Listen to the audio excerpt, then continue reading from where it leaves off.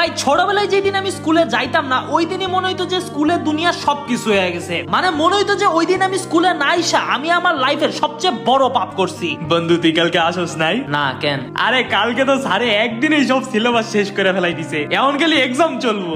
ও nice. আর কালকে তো স্যারে রকেট বানানি এক্সপেরিমেন্ট করছিল, আমরা তো সবাই রকেটে চড়ে চাঁদে ছবি টবি তুললে আবার ব্যাকও আইসা পড়ছি। ওকে।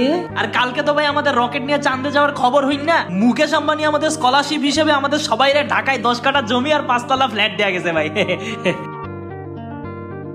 আর ভাই তোর ক্রাশ আসলো না লামিয়া, হে ওই 10 কাঠা জমি পাইয়া ওই জমি বেচছা আমরা ক্লাসের বটলা ফকরুল আসলো না, হের লোকে বিদেশে ভাই গেছে গা। কয়দিন পরে এর বিয়া। শালা মাঙ্গে কিচ্ছু গোয়ার নাই রে ভাই। এমনি সময় আমি প্রতিদিন স্কুলে যাই, ওই সময় তেমন ইন্টারেস্টিং নরমাল কিছুও হয় না। বাট আমি যদি ভুলেও একদিন ক্লাস মিস দিছি রে ভাই, ওই দিনই ক্লাসে দুনিয়ার সবকিছু হয়ে যাইবো। তোমরাও যদি আমার সাথে এই বিষয়টা নিয়ে রিলেট করতে পারো তাইলে রে ভাই আমারে কমেন্টে জানাও। আর এরকম ভিডিওর জন্য রে ভাই অবশ্যই ফলো মারো।